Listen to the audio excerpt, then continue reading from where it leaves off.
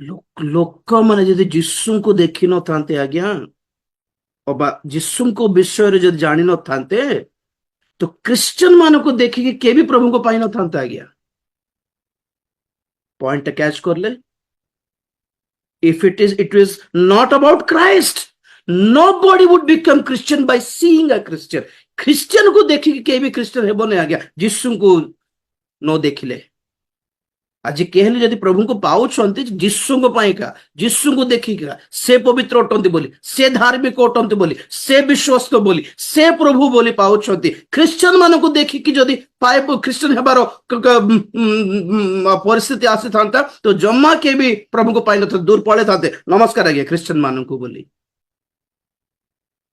କିଏ ଜଣେ କହିଲା ପରି, I like Christ but I don't like Christians. ସତ କଥା। ପ୍ରଭୁଙ୍କୁ ହେଲେ ଭଲ ପାଆନ୍ତି ଲୋକମାନେ, ଖ୍ରୀଷ୍ଟିୟନଙ୍କୁ ଜମା ଭଲ ପାଆନ୍ତିନି, କାରଣ ସେମାନେ ଦେଖିଛନ୍ତି ଆମର ଜୀବନକୁ। ଡବଲ ଡ୍ରାମା ଜୀବନ ଆମର। ଇଆଡେ ପବିତ୍ର ଯୀଶୁଙ୍କର ଉପାସନା କରୁଥିବ, ଆଉ ଇଆଡେ ଅସୁଚି କାମ କରୁଥିବ, ଆଉ ଭାବୁଥିବ ଆମେ ବଡ ପବିତ୍ର ବୋଲି। ଏଇଟା କି ଆମର ସୁସମାଚାର? ଆମେ ଅସୁଚି ହେଇକି ବି ପ୍ରଭୁଙ୍କୁ ବିଶ୍ୱାସ କରିଦେଲେ ଅଟୋମେଟିକଲି ପବିତ୍ର, ଆଉ ଯେତେ ପାପ କଲେ ବି ଆଉ ପାପ ହେବନି, ଅଟୋମେଟିକଲି ପବିତ୍ର। ଏଇ ସୁସମାଚାର କହିକି ଆପଣମାନେ ଆତ୍ମଲାଭ କରିବେ କି ଆଜି? ଦେଖନ୍ତୁ।